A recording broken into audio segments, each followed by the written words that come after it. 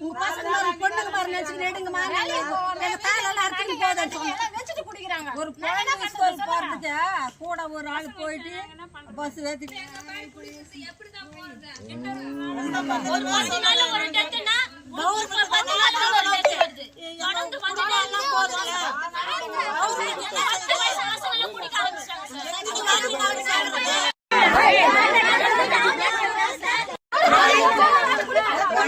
எல்லாரும் போயிட்டாங்க ஊர்ல ஆம்பளைங்க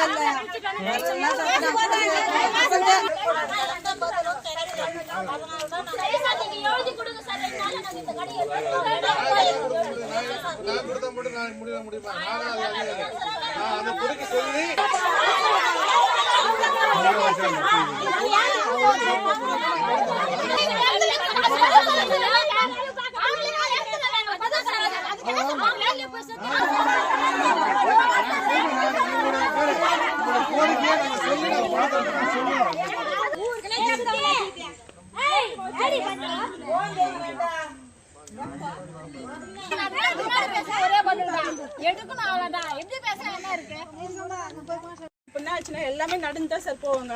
இப்ப எல்லாமே நாங்க ஆட்டோல தான் அனுப்புறோம் பாதுகாப்பு. அந்த அளவுக்கு எங்களுக்கு வசதி கிடையாது. நாங்க வந்து போய் ஹை லெவல் நாங்க சம்பாதிக்கல. 100 நாள் வேலைக்கு போனா தான் எங்க பிள்ளைங்களுக்கு படிப்பு.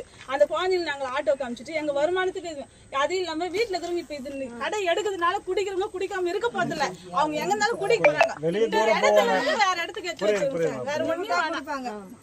எல்லாமே நீங்க சொன்ன மாதிரி அவர் சொன்னாரு. அவ்வளவு நாளா திரும்ப அவங்க கிட்ட பதில் சொல்ல முடியாது. ஒரு வாரத்துல நீங்க எதை இடம் பாருங்க சொல்லிருக்கேன்.